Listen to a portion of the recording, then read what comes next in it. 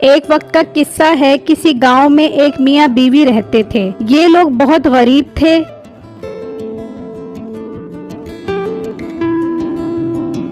वो आदमी चौक पर लंगड़ा बनकर खड़ा हो जाता और लोगों से भीख मांगता था। अल्लाह के नाम पे दे दो, इस लंगड़े आदमी को कुछ दे दो, बहुत मुश्किल से अपने घर का गुजारा करता हो। लोग उसके लंगड़ेपन को देखकर कुछ न कुछ दे देते थे।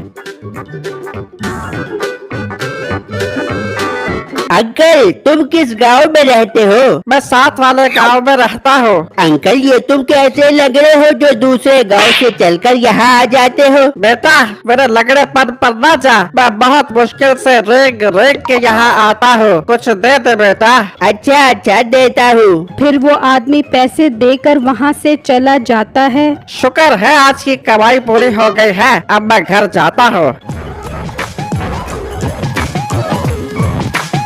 वो आदमी मांगे हुए पैसों से गांव की एक औरत के पास कमेटी डाल देता है। एक दिन वो अपनी बीवी के साथ बैठा होता है। आज मैं बहुत खुश हूँ, आज मेरी कमेटी निकलने वाली है। ये तो बहुत अच्छी बात है। आज तो मेरे लिए बुनंजा वालों का सूट भी लेकर आना। नहीं तो पागल तो नहीं हो गई जो मैं तेरे लिए सूट लेकर आऊँ? इतनी मुश्किल से मांग मांग के पैसे जमा किए हैं मैंने। इन पैसों से मैं एक रक्षा खरीदूंगा और उसे किराए पर देकर घर बैठकर सुकून से कमाइयाँ खाऊंगा। ठीक है, मैं भी तेरे साथ साथ कमाइयाँ खाया करूँगी। फिर वो आदमी कमेटी वाली माई के पास जाता है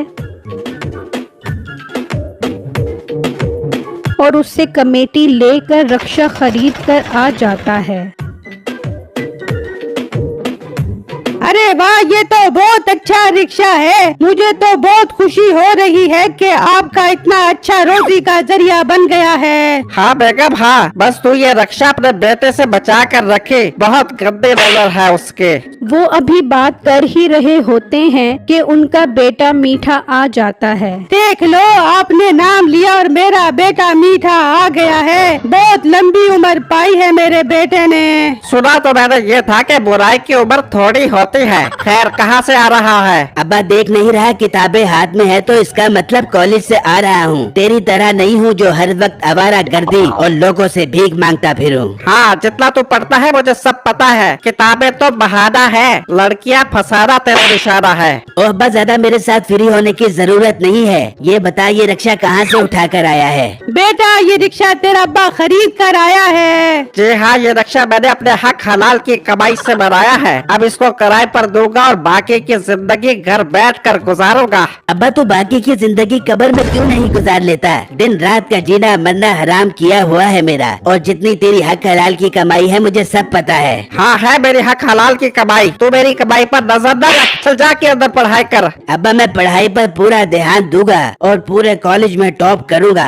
बस तू मेरी शादी नसीबो कैंची जी से करवा दे। नहीं, तुझे उस स्टूडेंट में नजर क्या आ रहा है? मटके जैसा पेट है उसका। तू चल यहाँ से दफा हो जा, चल अंदर जाकर पढ़ाई कर। अब्बा, एक बात तो फिर मेरी भी सुन ले। अगर तूने मेरी शादी नसीबों से ना करवाई तो मैं अपनी जान दे दूंगा। ये तो तेरा मुझ पर बहुत बड़ा एहसान होगा। तू ये नेक काम आज ही कर ले। ठीक है अब्बा, मैं भी जाकर पक्के के साथ लटक कर अपनी जान देता हूँ। हाँ हाँ ठीक है, बस ख्याल करी पंखा ना खराब हो जाए। फिर मीठा गुस्से में अंदर आता है और पंखे में रस्सी बांधकर खड़ा हो जाता है। अब्बा देख ले, मैं लटक रहा हूँ। अरे बचा लो, मेरे बेटे को बचा लो, वो अपनी जान दे देगा। दे इसको जान। आज मैं भी देखता हूँ ये पंखे के साथ कैसे लटकता है।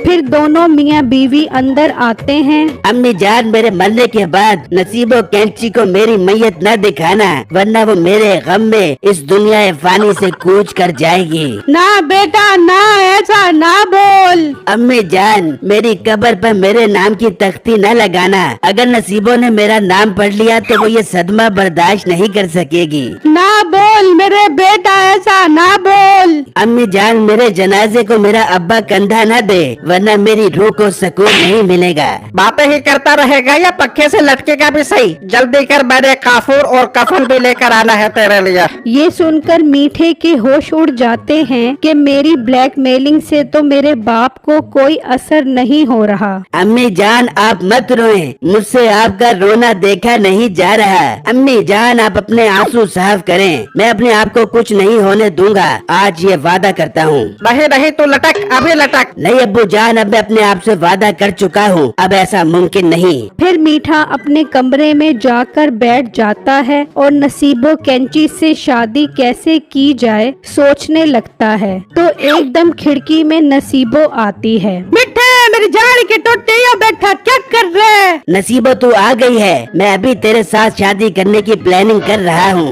मिठे, ये रक्षा किसका है? जानू अब्बा लेकर आया है, आज ही लोगों से भीख मांग मांग कर। मिठे, मेरे जान के टोटे, आज थोड़ा सा रक्षे में झूठे ही खिला दे।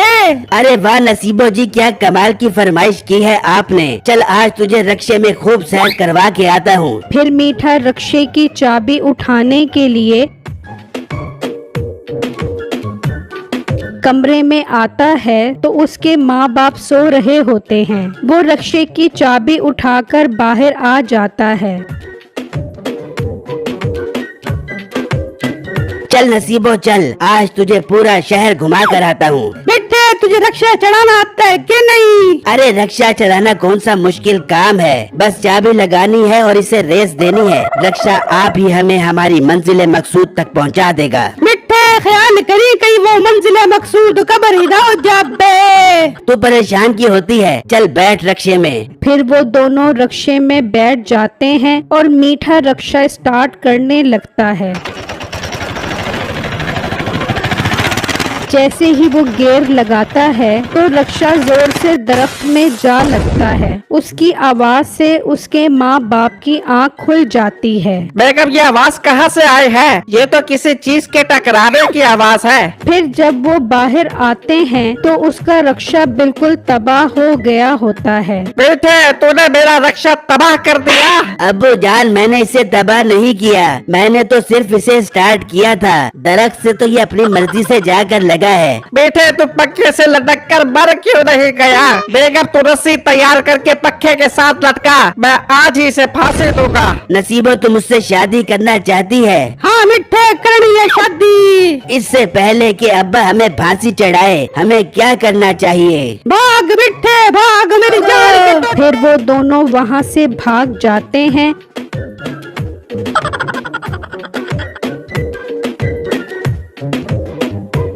और उसके बाप ने जो कमेटी के पैसे समेटे होते हैं वो अपने अंजाम को पहुंच जाते हैं।